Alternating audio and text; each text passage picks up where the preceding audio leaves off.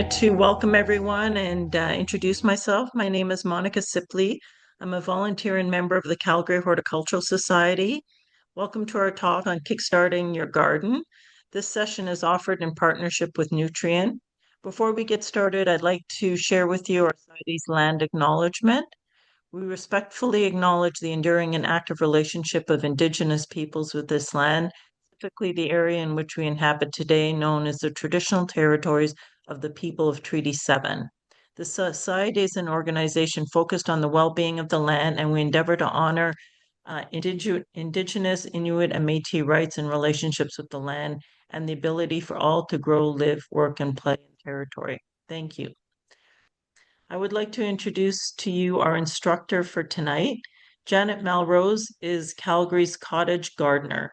She's a garden consultant, coach, educator, and horticultural therapist. Her motto is grow, nurture, and bloom. She shares her passion for gardening and knowledge through workshops and writes for the Gardener for Cold Climates and Calgary Gardening magazine. She's also the co-author with Cheryl Normando, the Guides for Prairie Garden series of books. Welcome, Janet. Oh, well, thank you very much for having me. All right, we've got lots to talk about, so we might as well get ourselves going. Kickstarting our garden season. So it's almost the end of March, even though there's snow on the ground and more forecast to come sometime this weekend, but it's time to get gardening. So the picture on the left is the Dean House before the gardens were renovated, and around about the middle of March. And at that time, the daffodils were blooming as well as some of the primroses. And the community garden at Hillhurst Sunnyside was waiting. It was dormant and waiting for things to get growing. So tonight, what we're going to be talking about is our climate, a little bit about the climate, because gardeners in Calgary need to be as good a weather people as we are gardeners. We'll dive into seeds, what, when, and where. And then I want to talk a little bit about some different techniques for seed starting, so that we may not be outside yet, but we can certainly get some seeds started. Then when we can get out into the garden, I want to talk a little bit about some soil preparation, protection for the soil as well, some garden cleanup and preparation that we can do, as well as some protections for the weather as we get things going, and a little bit about some perennial advantages if we get to it. So if anybody has anything extra that they'd like to, we can also deal with that through the questions. All right, so Calgary's climate, it's certainly changing. I noticed around about 10 years ago that what I grew up with was no longer the norm. Everything was accentuated. So what we are, and that hasn't changed because our geography hasn't changed, is we are a semi-arid, cool continental climate. Semi-arid, and we need to keep that in cognizance. When Captain John Palliser came into Alberta, as it was, I guess it was before it was a province, he essentially wrote off the southern portions of Alberta as being a desert not worth agriculture. And that was when it was in the rainy side of things. We've managed to get a farming industry in Alberta and lots of gardening, but we still have to deal with the fact that we are semi-arid. And the way that our weather patterns are shifting, that is more accentuated, as we all know. The number of frost-free days that we've got has gone up. It's gone up since the 1970s from about 70 frost-free days up to 115 and change. And that varies, of course, depending on where you are in Calgary and area. In downtown Calgary, at the confluence, it probably is close to 120 days. If you're up at the Bears Paw area or points north, you're probably down into the 80s. It all depends on your geography. The other thing we need to know is that we have this huge variation of temperatures throughout the seasons. You and we get to put on a coat and take it off when necessary, but plants take a beating from those variable temperatures. So it's something for us to keep in mind as we're gardening. How can we protect our plants from those extreme variable temperatures? The other thing that we do have is very intense light. We love our big Alberta blue skies, but the air is thinner because we're up higher. Calgary is 1,000 feet higher than Edmonton, by the way. And I noticed the altitude difference when I went up to Edmonton this past week for Sadie Sunday. The air is thinner, and that means that the light is more intense. That changes how what we can plant where, and it's something to be cognizant of. For instance, our tomatoes can get sun scald if we aren't careful and place them in the direct sun for too long. The other thing we need to be of concern is our prevailing winds. It used to be that the winds were from the north and for wintertime and for the west in the summertime. But recently we've been getting an awful lot of south winds, and they're very drying winds. The heat domes that are in the United States are really impacting the direction of the winds coming into us. Naturally, we have storms, thunderstorms, lightning storms, hailstorms, snowstorms. That snow-covered June back in 2010 was everything was blooming, and we got quite a lot of snow that day. But on the other side of things, February 2016, I had a Christmas rose blooming. Go figure, right? So we have pretty well the most variable types of climate in southern Alberta, absolutely bar none. But there's good things. Good things about it that we want to celebrate is number one, there's less pests and diseases as on the whole because of our climate, which is great. Cool season crops do much better here than say in Winnipeg or Victoria, where it's a lot the sea level is a lot lower, and the humidity is up. And we can get longer growing seasons out of various food crops that we can grow. And we get a break in winter. It's always a pleasure to be able to put up the garden trowel at some point and just celebrate. So so Calgary's climate, we're unexpectedly. So what are we looking at for this particular spring? Well, I'm placing my bets that we've got an extended winter. We're probably into our fourth spring reiteration and our fifth winter coming back. I'm expecting that the weather won't heat up, the soil won't start to thaw and warm up until the latter part of April. So I'm thinking, yes, we've got time to get planning, time to do some preparation before we get right into the garden. So the next one is our zones and the perennials that we have within it. It behooves us, based on where we are, to make sure that we understand the Canadian plant hardiness zone map. It is updated every 10 years, most recently and based on data that was released in 2024. So Calgary has traditionally been a zone 3.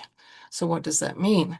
But more importantly, when they released the 2014 zone map and then the 2024 zone map, we have bumped up to a zone 4A, which means we are not quite so rugged a climate for gardening. So what does this mean? How does the plant hardiness map mean? It doesn't mean much for annual plants, but it certainly does for woody and herbaceous perennials. What we're looking at is in Canada, based on the complexity of our landscape and our climate, is at least seven different variables that go into making this map. We have one of the most extensive types of plant hardiness maps. So obviously, one of the variables is the minimum temperature in the wintertime, but also the maximum temperature in the summertime. Also, when does precipitation come? How much is it? Snowfall levels, all sorts of different variables go into making our plant hardiness map. So for zone 4A is a little bit more rugged than zone 4B. In Calgary, we actually have around about 6 zones. So overall, we're considered Zone 4A. Well, so is Edmonton, and we have the Chinooks to deal with. So I always put an asterisk beside the 4A. So it's 4A asterisk Chinook zone. But downtown Calgary is closer to a 5, whereas up in the Bears Par, it probably still is a 3A.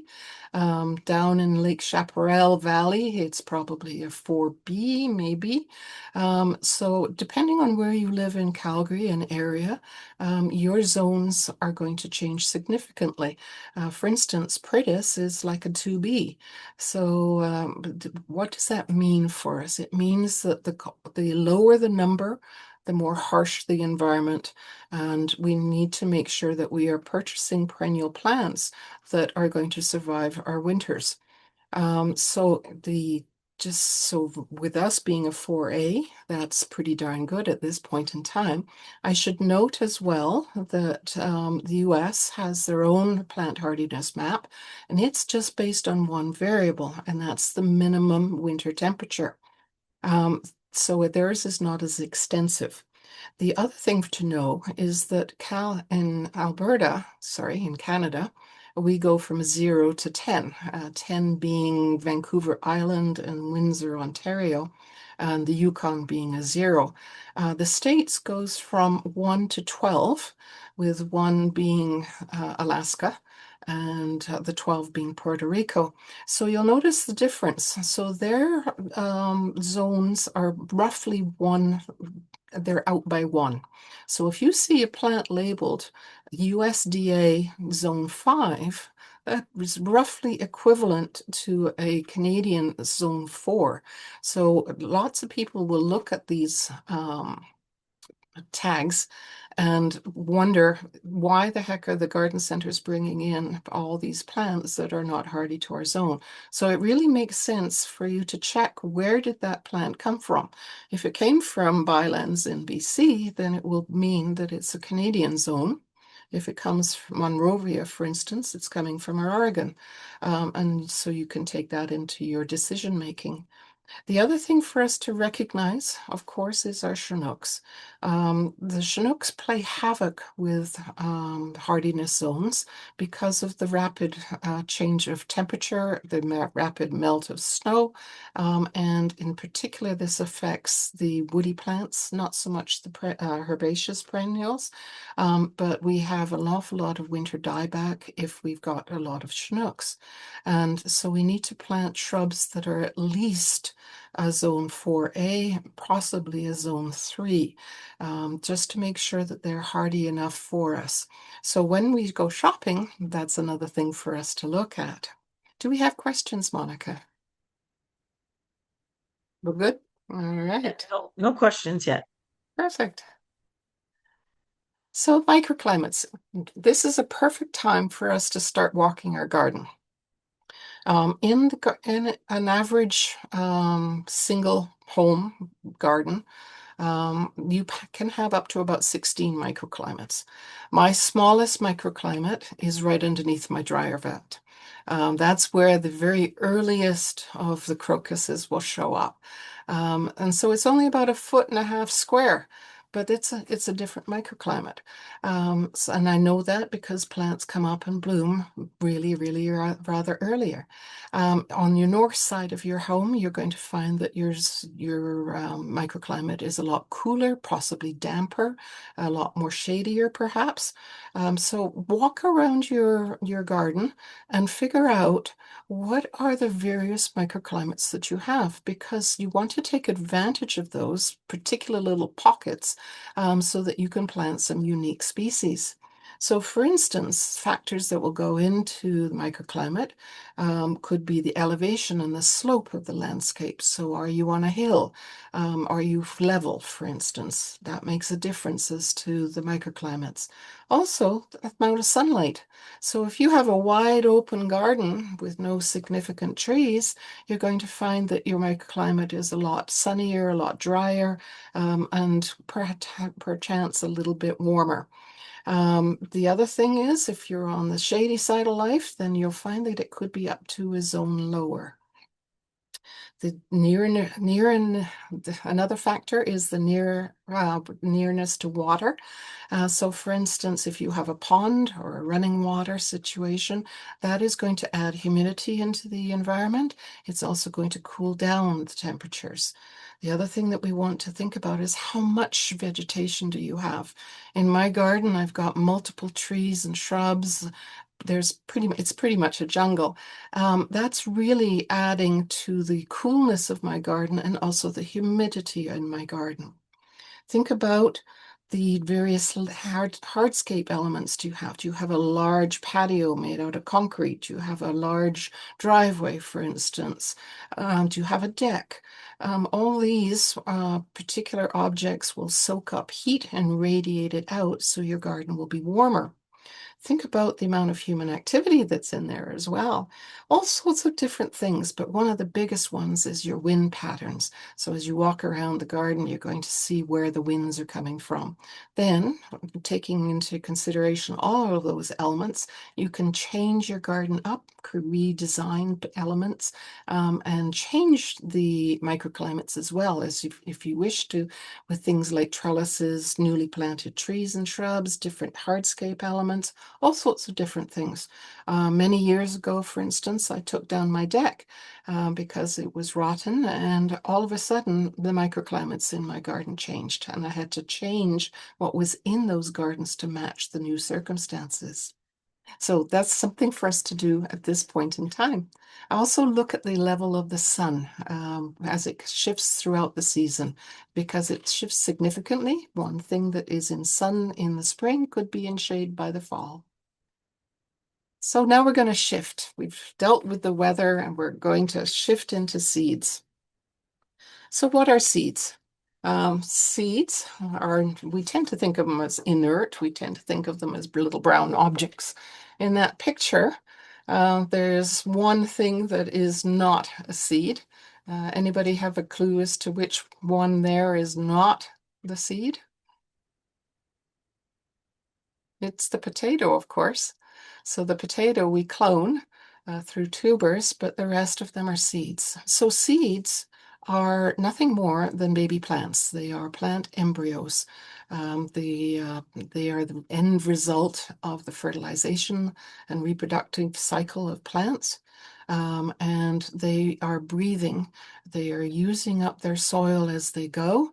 And they have different lengths of variability and viability in our gardens here. So seeds are one of the most important elements that we can deal with at this time of the year. They are the plant's unit of reproduction, and I also always think of seeds, especially annual seeds, as reflecting the cycle of the garden season. So they start with seeds, they get into plants, they flower, they set seed, and we collect the seeds, and we finish off the cycle of life in the fall. So seeds are the embryos. They are the base of all of life on Earth. So what are healthy seeds? Um, the way we think about healthy seeds, and sometimes if you're purchasing seeds, you do not have the ability to view the seeds. So I'll talk a little bit more about where to get them. But healthy seeds are mature seeds. So when they were harvested, they were mature on the plants, which means that the plant itself was likely looking pretty darn dead, brown and dried up. And the seeds are collected just before the plant would probably shed them and self-sow them. So they're mature. That means that all of the elements contained within the seed are there and present. So we have ourselves the baby embryo, we have the food source, which is the endosperm, we have the seed coating, which it will protect the seed while it's waiting to be germinated. They need to be viable. So viability is something that goes along with the different kinds of seeds. And as a rough sort of a framework, the bigger the seed, the shorter its viability. So a coconut, for instance, being one of the largest seeds on the earth, has a viability of about 6 months, whereas an orchid seed has viability of thousands of years. And traditionally, they keep coming up with seeds that they find in the pyramids or dug up out of bogs and things like this, and they sprout those seeds. So seeds can be up to about 20,000 years. Most of our seeds are good for between 1 year and about 10 years, but we need to ensure that our seeds are viable. Most food crops have a viability of anything from about 85 to 90%. Perennial seeds tend to have much less of a variable rate, something in the order of 30 to 50%. So if you were going to sprout lettuce and you only got 50%, you would be disappointed. But if you were trying to sprout a peony seed and you got 50%, you'd be really happy. So you need to know the viability rate for each of the types of plants that you're going to be planting. Vigorous means that those seeds are going to germinate properly, they're going to grow well, they're going to develop into healthy plants. How do we know that they're going to be vigorous? By the end result. And size matters. So if you have a choice between small seeds of one particular variety and the larger ones, I always choose those larger ones. So where are we going to get our healthy seeds? It's for me, the biggest thing is to go as local as I possibly can. The seeds evolve in the particular environment that they're growing. Right down at the DNA level, they will absorb the information. They will be selected from the healthiest plants, the best plants that are growing in the previous year in your environment. So they're going to be more likely to be successful. So you can purchase a lettuce seed that was grown in Calgary, and you can purchase the same one that was grown in Arizona. And the one grown in Calgary is going to be much healthier and have a better survival rate in our particular environment. So look for seeds and plants that are coming from local sources. Besides supporting locally, we are also helping to preserve different varieties that are suited for our environment. Just a few of them that I want to mention is Casey's Heirloom Tomatoes. He's out of Airdrie, and Airdrie has even worse weather than Calgary does. Up in north in Bowden, we have Eagle Creek seed potatoes. So even though we are cloning our potatoes, the fact that they're grown in Bowden area means that they're going to be healthier than ones that are sourced from Idaho, for instance. Abunda Seeds has been around for years. On Manitoba side, we have Heritage Harvest Seed. They specialize in heritage seeds.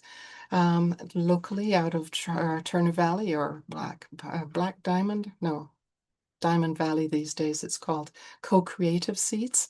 And then we have Prairie Seeds out of Saskatchewan. And then out of Brooks, we have the Wild Rose Heritage Seeds. And I do want to recommend to you, if you're looking for seeds locally or throughout Western Canada, check out the Small Farm 2026 Annual Seed Guide. And I put out the link there. They'll send you a little brochure, 4 or 5 pages, listing all sorts of seed companies that are in your area, and you can get a hold of those seed companies and order online. So that's one thing that we want to do is we want to grow as local as we possibly can. The other thing that we can attend is we can go to local seed events. So for instance, last weekend we had the Seedy Saturday, which was attended by 1,500 people and had at least 25 to 30 different seed companies there, from a mom and pop type of seed company to a national one. So if you went, marvelous. If you haven't been to a Seedy Saturday, do put it on your calendar for next year. March 20th. It will be the Seedy Saturday, and it is the unofficial start to spring in Calgary. Check out all sorts of seed catalogs. What I like to do is I like to browse the seed companies and I order their catalogs for free.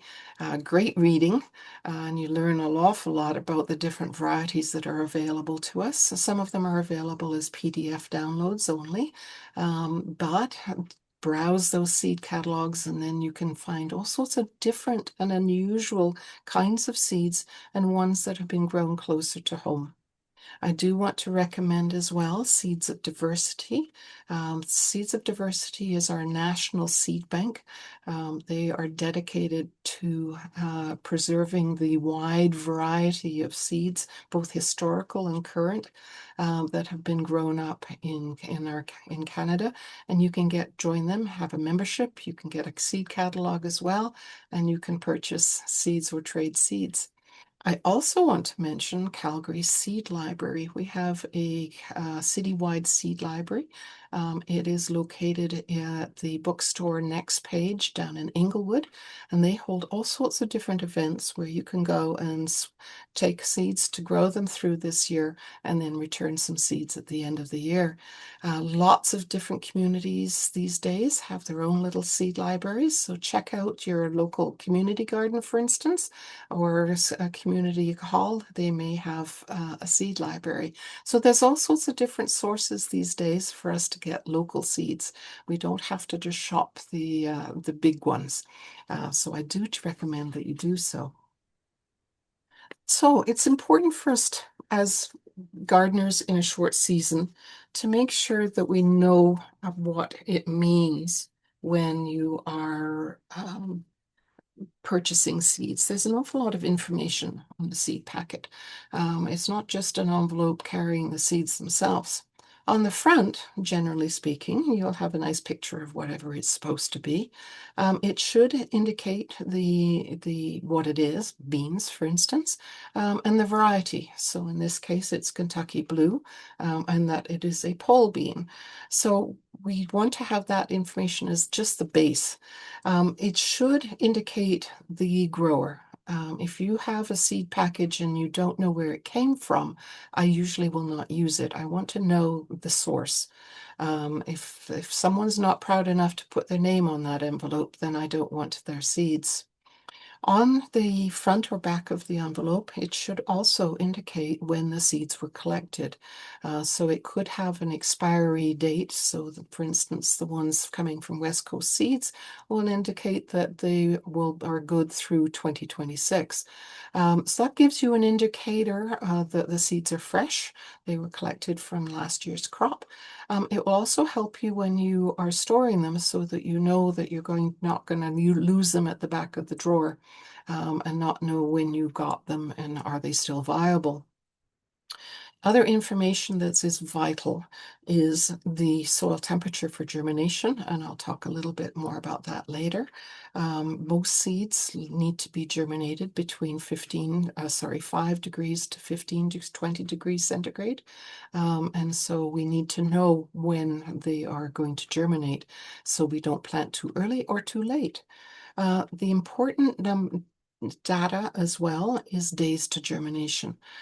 When we are dealing with both annual flowers and annual food crops, days to germination is the date or the span of time from when you put that seed in the ground to when it pokes its little nose above the ground.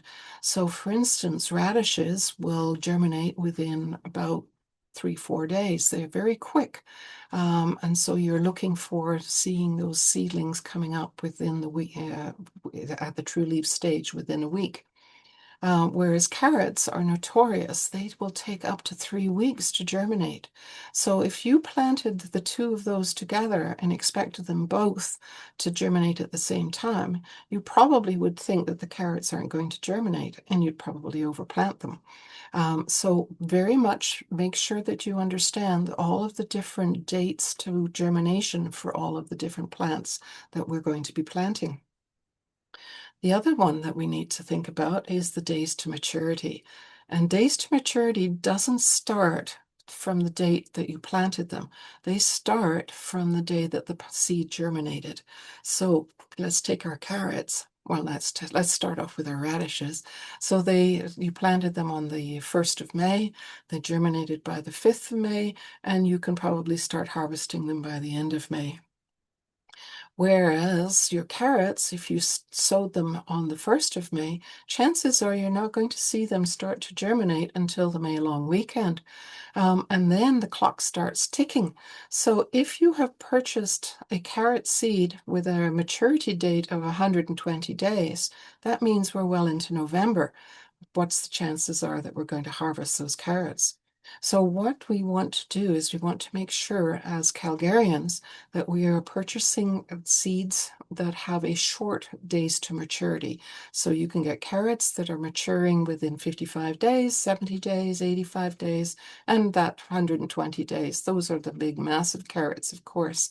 But it behooves us to make sure we understand that. Also on the instructions, it should tell you the depth that the seeds are to be sown. Calgarians in particular love to plant their seeds way too deep. And what happens is the seed expends an awful lot of energy trying to germinate and reach the soil and sunlight. And at that point, it goes, I'm done. And it promptly dies. Or it doesn't make it that far, and we wonder what the heck happened. So look at the depth that the seed needs to be planted and the spacing as well. We also love to oversow. So make sure that when we're sowing, we space them out appropriately so we're not having to thin. Also, if it's a good seed packet, it may include the botanical name of the what you're purchasing, as well as the description of it, and a lot of other information as well. So look for those seed packages with all of that information. So germination, what does it take to germinate? Now, I'm one of these optimists. I tend to want to jump into the garden really early. And sow my seeds and expect them to do things. One year, mid-March, it was a lovely March weekend, and I decided I was going to plant some seeds in a container on my nice sunny deck. Well, lo and behold, those seeds did nothing until the middle of April. So obviously, something was wrong in terms of the requirements for germination. So quite honestly, seeds need just the same sort of stuff as us.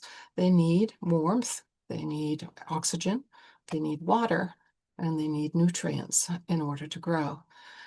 So what we're looking at is the fact that when we are wanting to sow our seeds, we need to consider the soil temperature as one of the essential elements.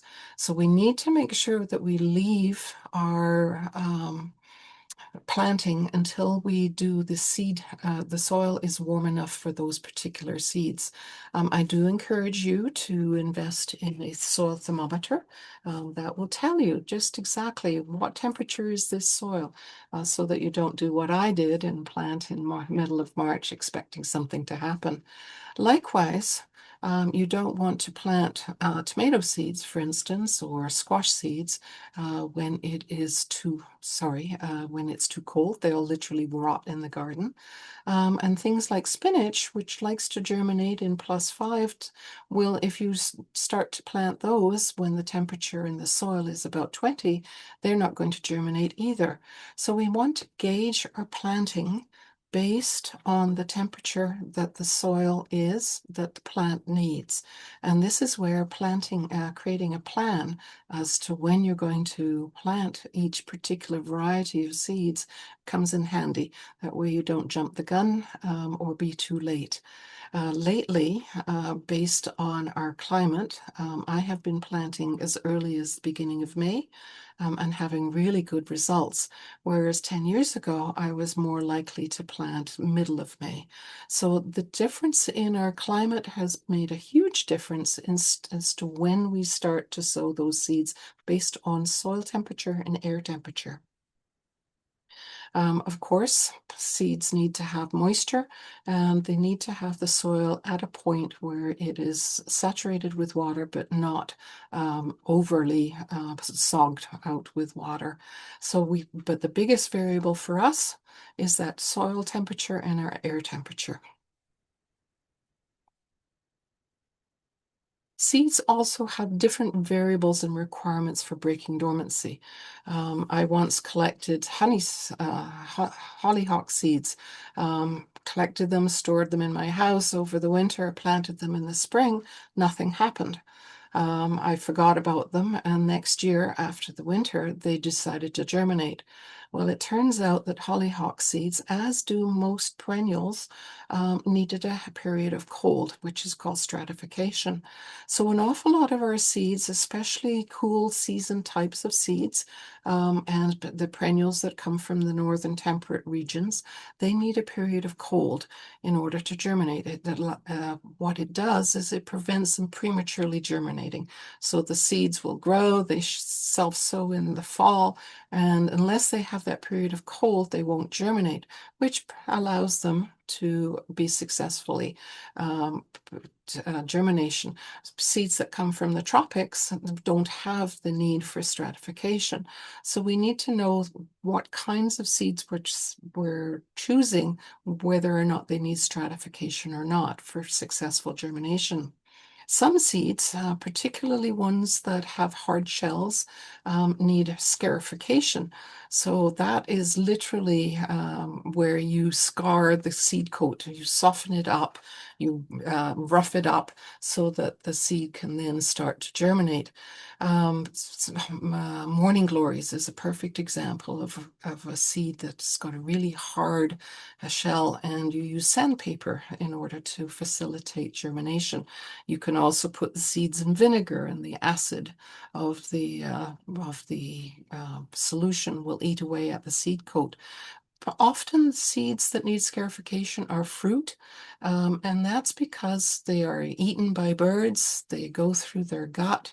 The acid eats away at the seed coat, and when they are pooped out the other side, they're ready to germinate. So think about all of those fruit seeds that you are wanting to do, and you'll need to scarify them. Most seeds need imbibition, which means they soak up the water. So planting seeds in dry soil and failing to water will impede the germination of these seeds. They literally need to swell the seed coat in order to germinate. And some seeds need light and some seeds need dark. I always used to try and germinate pansies, and then I realized after about the fourth fail that they need a period of dark in order to germinate properly. So do investigate the various seeds that you're purchasing as to what sort of breaking dormancy requirements they may have. So at this point in time, we can start to sow some seeds indoors. And some of them we could have started way back in January. That would have been things like our onions, and maybe in February our peppers. But certainly at this point in time, starting seeds indoors is a very viable option for us. You can go all in or you can just do a few. So let's think about how that works. I do have a couple of questions, Hmm, Janet. Do you want yeah. to take them? Okay. Just based on the seeds one, there was a question around the depth of soil to take the right temperature. Like how deep do you go? Typically, I would go around about 3 or 4 inches. I want to have the soil profile to be at least the 4 inch mark. So that's a good mark for it to be at. Okay. Another question is how long should seeds soak in vinegar to scarify? About 12 to 24 hours. Okay. Um, can the period of darkness for pansies be achieved just by burying them underneath the soil? I have two types of seeds, one energy and the other needs light. Yeah, actually, yes. If you're just starting the pansies indoors, what I like to do is to sow them in the trays and then shove them into a closet, so that they stay dark for a good period of time. But you can also achieve that by self-sowing them outdoors and having them covered up with the soil. That tends to do the job as well. Okay. Another one not related to seeds was around really around the zones and the question was I would love a Japanese maple USDA zone 5. For every experienced gardener that says it should be okay, 4 says that it shouldn't. it won't work. Should I give it a try against the fence facing southeast? What what might be a microclimate? Yeah, that seems a good choice, actually. Was that a Japanese maple? It says, yeah, Japanese maple. Well, you really are still pushing the boat out for Japanese maple in our world. I've got a friend who has hers in a large pot, and what she does is she keeps it in a cool garage over the winter, and then takes it out in the summer months. So Japanese maple, mm, they're still, I would say, because of our Chinooks, they're not going to be hardy enough for us. Okay, that's it. All right. Okay. So equipment needed. So for indoor sewing, the temptation is to go down to Lee Valley and to spend a bundle of money. But you don't need to do that. What you primarily need are lights. So light in our particular in indoors is around about 1,000 foot candles, whereas outdoors it's about 10,000 foot candles. So the light in our homes, even though it's a very bright environment, perhaps if you're facing south, simply doesn't have the energy of the sun. So what we need to, if we're going to be doing indoor sewing of any description, is we need to have auxiliary lights. And so grow lights are the way to go. Even I do that even if I'm putting seeds in my bay window, I still have lights as well. So what you're looking for primarily these days is LED lights, so light emitting diodes. They are considered to be the go-to now instead of fluorescent. What they are is they're more expensive because of what they are, but they last up to 5 times longer than fluorescent lights. The light that they emit is more intense and it's a blue light, and it's a sort of a blue cool light, and they don't tend to heat up as much. I can handle a LED that's been on for a while and it won't burn me. So what you're looking for is lights that are fairly intense, that are going to be placed close to your seeds. I was convinced, I've got an awful lot of different types of grow lights in my house. And I was gifted an aero garden. And the light that comes from an aero garden is really intense and it's very close to the plants that are growing below. And I had astronomical growth. It really convinced me that when we're doing indoor sowing and expecting great results, that we need to have really intense, fairly expensive lights. So go with an LED light, whether or not you choose a little nanodime, such as the one that apparatus on the bottom right, or a grow light situation like the one that's above it, is entirely up to you and what you want to grow. So if you're just going to grow a few things, go with a nanodome, which is a kit with a tray at the bottom, a plastic cover, and then the light goes on top of the plastic. Or you can invest in full-scale grow lights that will go up and down on pulleys so that you're able to adjust the level of the lights. But don't skimp out on grow lights. The other stuff that you're going to need is potting soil and fresh potting soil. These days, I don't use potting soil that has compost in it. I just have potting soil that has either core fiber or peat moss, along with perlite. I'm not looking for potting soil that's got nutrients in it. One of the reasons I do this is so that I can control any pests that might show up, such as fungus gnats, which are a real nuisance. And I find that the plants grow perfectly well in that particular mix. Never use garden soil. Its composition is entirely different than what is needed for sprouting seeds indoors. And you'll find that you'll bring in all sorts of eggs and things like that as well. Um, Other than that, you don't need a lot. But you can get an awful lot of different gadgets. There's an awful lot of different gadgets in available to us. One of the things that might be appropriate is a heating mat, especially for seeds that need to have warmer soil than you can provide in your indoors. For instance, your warm season crops, such as your tomatoes and your squashes and things like that, they really benefit from some nice warm seeds, warm soil.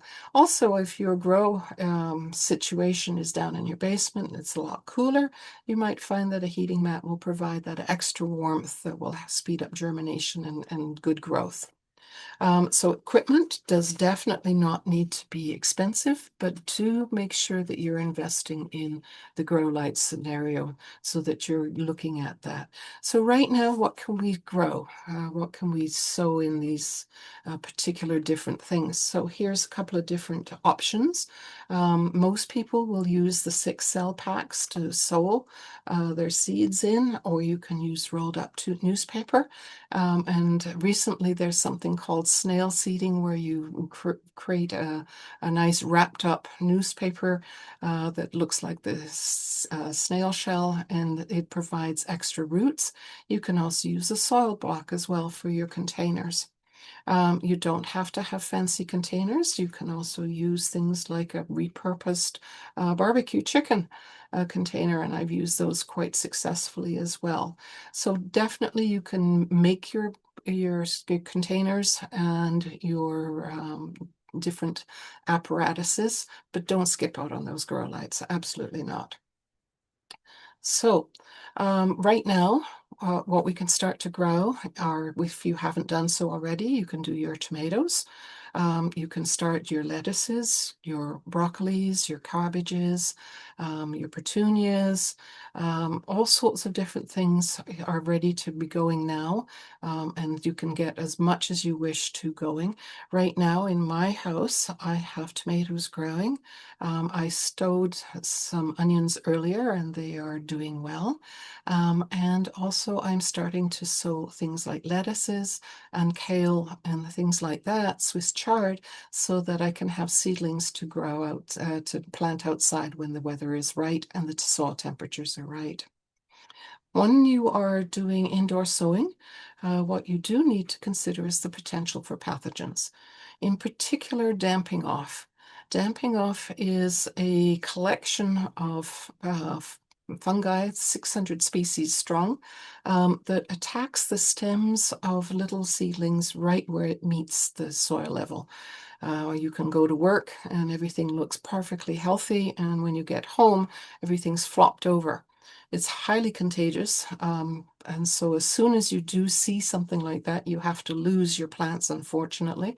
Most people who have done indoor sowing will have at least one time when this happens to them, but it can be prevented. It can also be contained as well. So one of the things that I use is I will sprinkle cinnamon on top of the potting soil before I sow my seeds. Cinnamon is a natural fungicide, and so having cinnamon on your soil will prevent the fungus from getting established. I will also use chamomile tea to mist my plants. Chamomile is another natural fungicide, and what I like to do is I'll make a pot of chamomile tea for me, and then I'll dilute it and use it as a spray for my plants as well.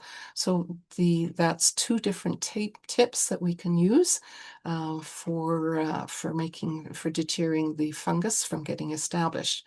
The biggest one is watering. We tend to overwater our plants indoors, whether it's house plants or seeds that we've started. What we want to do is we want to make sure that the soil is wet, but not, sorry, that it's damp, but not wet. Fungus in particular loves wet conditions. If you have too wet a soil, you'll get mold growing on the surface of the plants. The soil will go anaerobic, and you'll have plants rotting, roots rotting, and then you have the potential as well for fungus getting going. So do make sure that when you are sowing your seeds, that you make sure that you allow the soil to dry out and then thoroughly water it, allow it to dry out again, thoroughly water. Don't always keep that soil soaking wet. That's one of the best ways for us to not have problems with our indoor seeds. The other problems that we can have from indoors is spotty germination, and that could be a couple of different things. In particular, it could be older seeds where you haven't done a germination test. So if you have a bunch of seeds that are fairly old, one of the best things to do before you get started is to do a germination test where you will put 10 seeds on a damp paper towel, cover it over with another damp paper towel, slide it inside a Ziploc bag, place it on top of the fridge, and see how many seeds germinate. Based on the viability rate of what you're growing, you will find out whether or not the seeds are viable. So spotty germination could be that your seeds are too old. It could be that you sowed the seeds too deep. And it could be the overwatering and underwatering syndrome as well. Stretch seeds indicate that the light wasn't strong enough. So if you have grow lights that are too high or are not strong enough, your seeds are going to stretch. Exfoliate is the term, and because they're stretching towards the light. So you need to fix your light. You can have too many seeds, and we do love to have oversow things. So really do spread out your seeds properly, space them properly. Stuck-on seeds, such as the sunflowers, I don't ever worry about those. They'll eventually pop off. But that typically happens to things like sunflowers and beans and things like that. You can have various nutrient deficiencies, and this is where I should talk about some fertilization. So the soil that I use, the potting soil I use, doesn't have nutrients. So the seeds themselves carry enough nutrients for the first 2 weeks. But as soon as your seedlings are at the true leaf stage, you need to start a regime of fertilization. And what I like to use is a liquid organic fertilizer at half strength. And then I fertilize every 2 weeks and make sure that I'm controlling the types of nutrients that I'm providing my plants.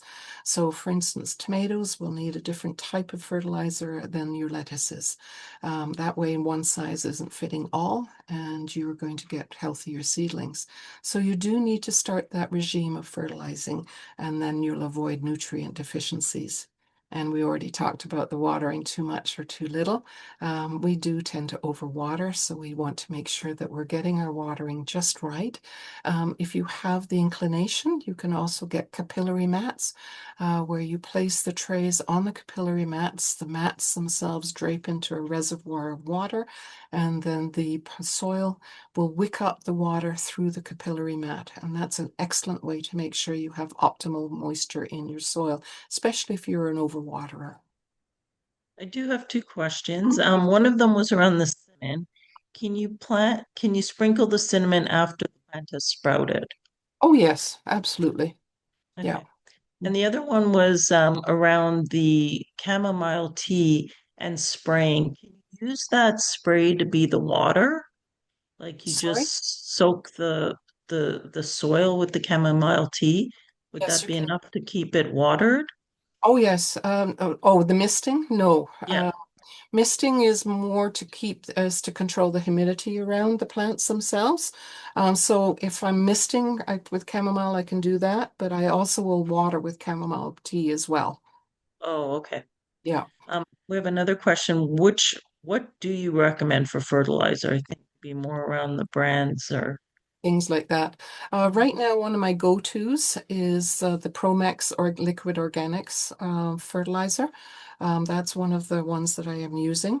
I also have been using a seaweed product as well. Um, and I tend to vary them because I want to check out all the different brands and see how effective they can be. I've used insect frass, which is a granular thing, and I soak it in the water. But primarily my go-to is the Pro Mix. It's a nice, accessible product for us. And it's formulated quite nicely. And what I liked, so you don't have to be driven by the brand. What I like to do is flip the bottle around and find out what the ingredients are inside. I'm not looking whether or not it's NPK. I'm looking, is it containing fish meal? Is it containing worm castings? Is it containing all sorts of different things that where the nutrients are coming from rather than the actual formulation? And you said at half strength, right? Yes, especially for small seedlings. Once the plants are getting bigger, then I would use the dilution that's recommended on the bottle or the package. But for small seedlings, they don't need that much fertilizer, so I do half strength. Okay. Okay, that's it. All right, perfect.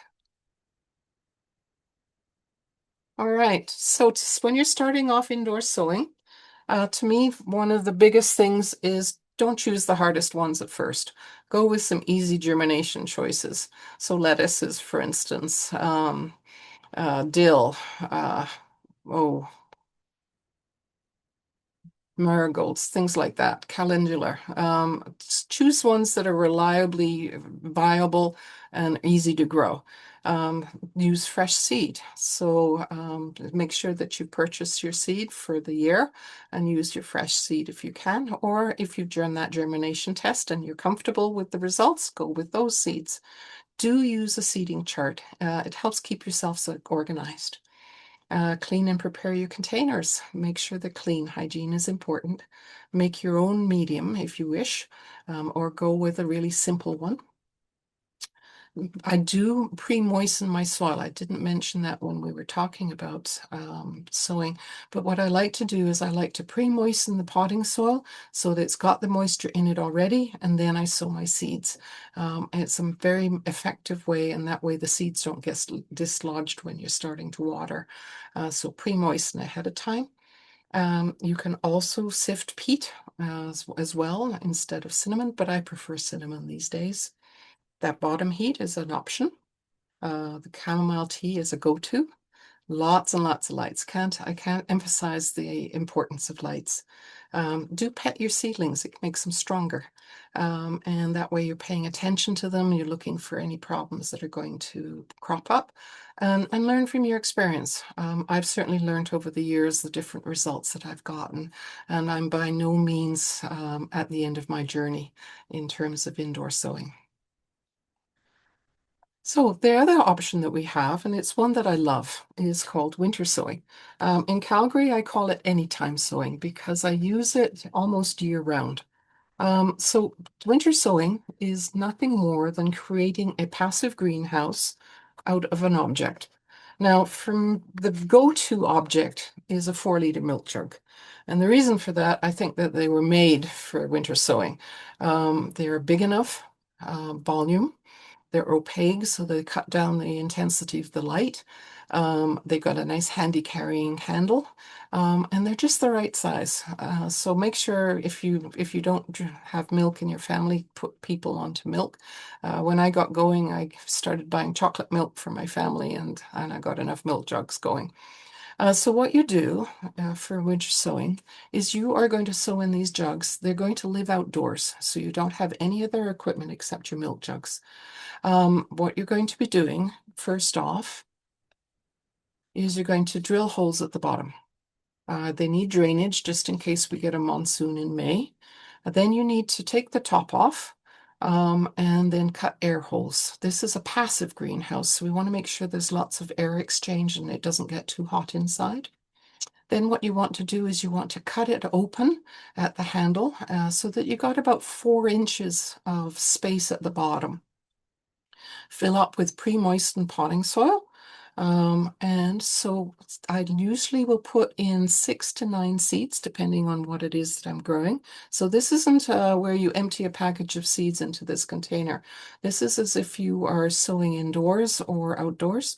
You want to have enough space between the seedlings so that when it comes time to transplant them, you can get them apart easily.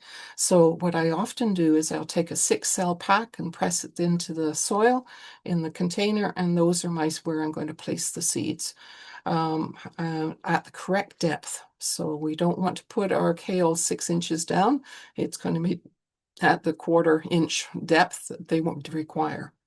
Then you're going to tape it back up again so that it provides a little extra protection from the weather. You're going to put it outside. Do mark on it what it is that you're growing, especially if you're growing all sorts of different kinds of brassicas. The seedlings look the same. And what usually will happen is come around about mid-April, 3rd week of April, you'll start to see them germinate. These seedlings have already been hardened off, so you don't need to have any extra protection required for them. Because you've pre-moistened the soil, they won't need extra water unless it's a really dry spring. So what I like to do is I'll put my seeding jugs in trays outside. So I use a seeding tray or anything that's got a solid bottom. And that way, if the soil does dry out, then I'll put water in the bottom and allow the material to soak up the water. So what you've got is seedlings that are stocky because they are in natural light. They're hardened off already, and they've already been acclimatized to our world. They also have massive roots because they're not being grown in small little containers. So they're much healthier. So you might want to invest in winter sowing. I typically have around about 10 to 20 jugs outside with various things. So what do we want to grow in them? We want to grow in them anything where we are going to transplant them. So spinach, kale, um, cosmos, marigolds, all sorts of different things that you're going to transplant. Are we going to grow radishes and carrots? No, because we don't transplant those guys. We direct sow them. So we want to make sure that there's something that we're going to transplant. Will we sow our tomatoes in them? No, we won't, because we want our tomatoes to be juvenile stage before we plant them outside. Whereas if you do tomatoes in winter jugs, they'll only be getting going sort of mid-April, end of April, and so they won't have time to get big enough for us to get fruit at the end of the year. What I do like to do is I will sow my squash in these jugs, and I'll sow the jugs with this one seed in the middle of the jug at the end of April and allow it to grow. And then I transplant the squash into the garden at the end of May, and I have a healthy seedling already ready to go. So you can use these jugs for both cool season types of plants and warm season kinds of plants. And I also use them as insurance because we get our hail. So often after I've taken out the first set of seedlings, I'll sow another set of seedlings, and that's my insurance. So if the garden gets mowed down by hail or eaten by deer or something like that, then I've got plants in reserve. I have insurance.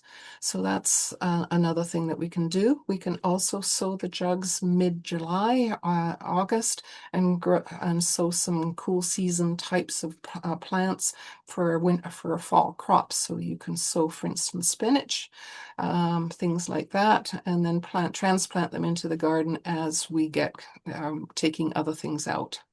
Have you got a question? Yeah, we've got two. It's around the light question. How many hours do you have your lights on for start? Ah, yeah, And that's do a you very good change question. it? And do you change it when they're at the true leaf stage? Mm. So most of the plants that we're going to grow need to have lights on for about 16 hours, 14 to 16 hours. Plants do need a period of rest, anywhere from 4 to 8 hours. So I typically tend to have it between 14 to 16 hours. I don't grow you want to have that extended period of time because even with grow lights, the energy from those lights isn't going to match the natural light outdoors. And the next question is around the jugs. Mhm. And it was, when should you sow the seeds into the winter jugs? And I think you said year round, right? Yeah. Typically what I like to do is come January, February, I'll start sowing into the jugs. It doesn't matter that the soil gets frozen. The seeds will be fine. There's cool season seeds. They won't deteriorate in the soil. So you can start in January, February. March is a perfect time, early April. What you're looking to do is have these seeds have a head start on direct sowing is really what you're looking to do. So that first bunch of jugs, you've got about a 4-month window for you to sow the jugs.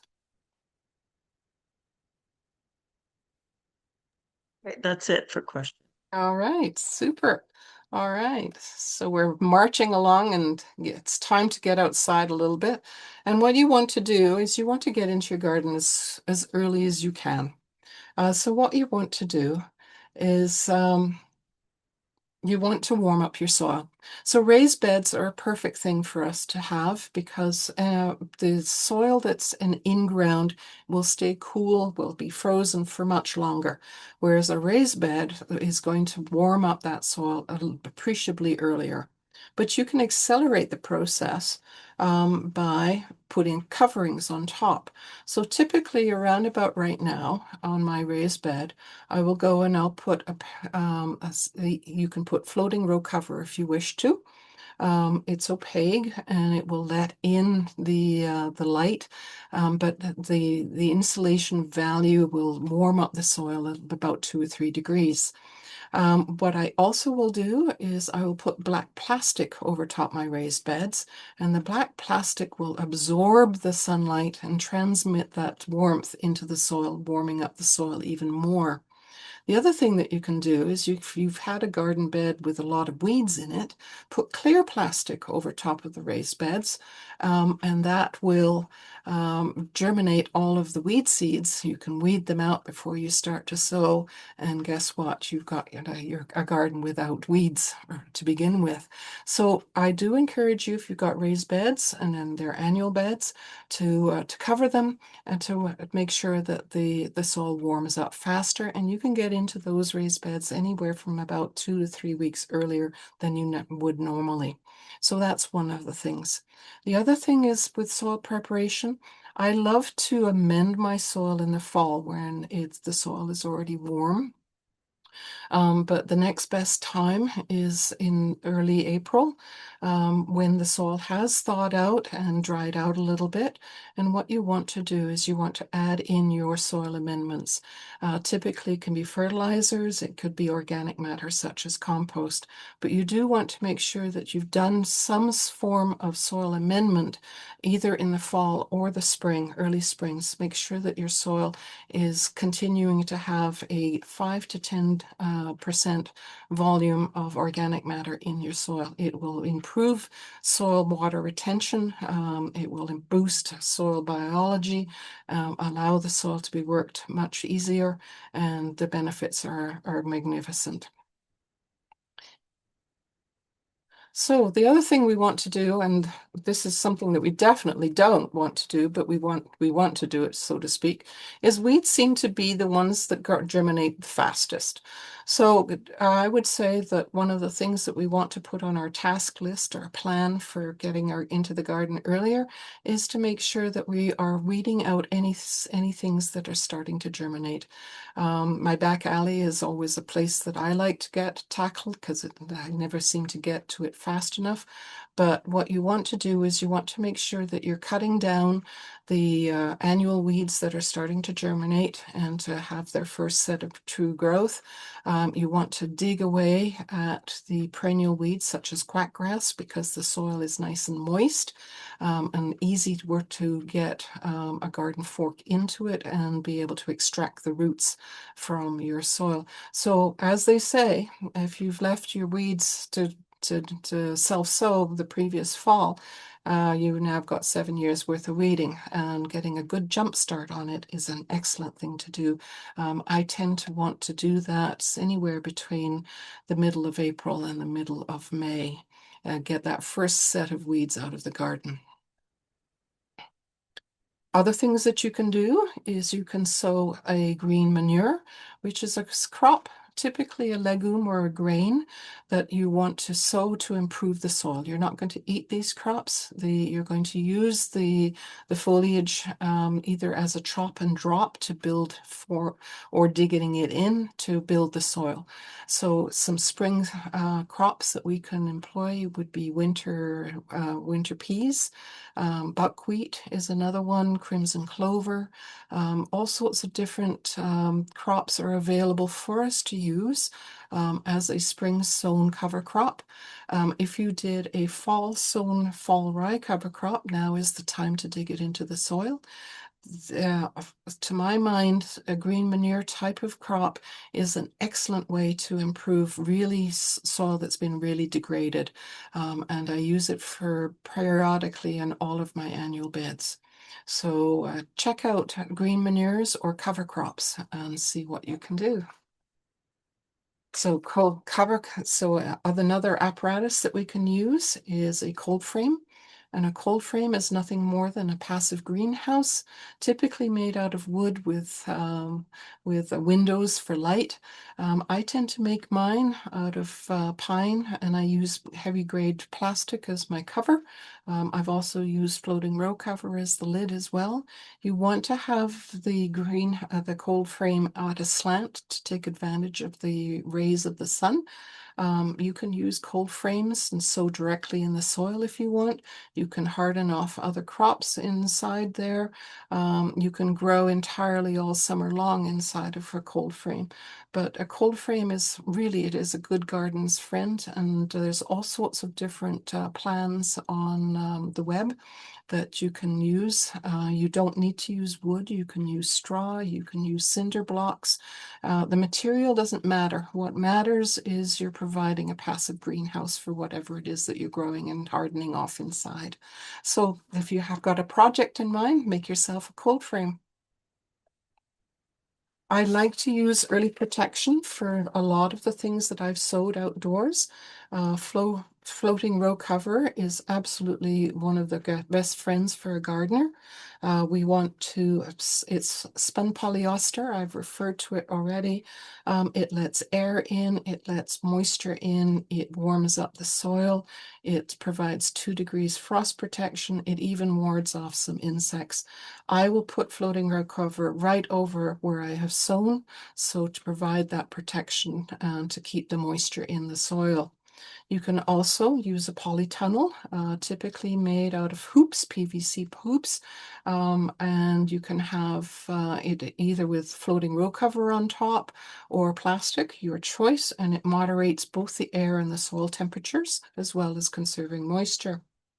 What you can also do is use those milk jugs as well, make a cloche out of them. And I tend to cut off the bottom, place them on top of whatever it is that I've sown or transplanted in. I anchor it with a stick to make sure it doesn't blow off in the breeze. And we've got another type of passive greenhouse that will provide protection for whatever it is that you're growing underneath. But we're getting ahead of ourselves. There's still winter yet. I hope we don't get that much snow on my bird feeder over the weekend. So think about doing some microgreens. Microgreens you can do in a flash indoors. Get yourself a little nanodome like that one that's there. Fill it with some potting soil, sprinkle some seeds on top. I tend to get my microgreen seed either from Mums or West Coast Seeds. And I love to grow peas and alfalfa sprouts, sunflowers, all sorts of different microgreens. They're nutritious, they're bursting with flavor, and they really make you, it welcomes in spring if you haven't been doing it all winter long. But definitely, I always have a little tray of microgreens on demand at this time of the year. Got to have something growing. And I just want to mention a few resources. These are a few of my favorite books. Gaia's Garden by Toby Hemingway. And it's a permaculture book, but it's written in English. All sorts of tips and tricks that we've been discussing today. If you're really getting into soil, think about teaming with microbes. And it is a absolute joy to read this book. It's a reference book, but gives you a whole different perspective on soil. We have the Short Season Yard by Lyndon Penner, Gardening Under the Arch by the Millerville Horticultural Society. It's been around forever, but it's still a hugely relevant source of information. The Intelligent Gardener by Steve Solomon, which is all about the nutrients in our soil and how it affects the produce that we're growing. The Northern Gardener by Barbara Raymond. It's not exclusively food, it's also perennials, and she comes from Peace River area, so she knows her stuff as well. A few of the other books that I like, The Year-Round Vegetable Gardener by Nikki Jabor. She comes from Nova Scotia.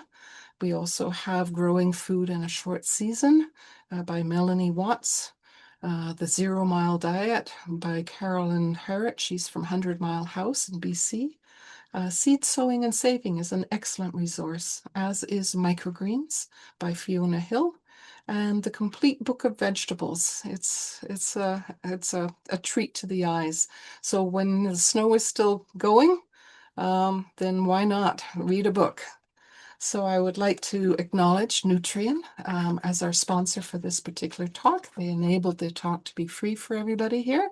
And I want to say thank you to everybody for listening to me and sticking around. Here's my contact information. If you're interested, you can get a hold of me through my email, Facebook, or Instagram. As well, I am the co-author with Cheryl Normando with the 10 books out of the Prairie Garden series, as well as 2 houseplant books. And this year is the Indoor Edible Garden. So please check those books out and see if they're of interest to you. So thank you so very, very much. All right. No, it sounds like Well, there happy are no. gardening, everybody. With a bit of luck, we'll be in the garden in mid-April. If not, let's do some indoor gardening as well.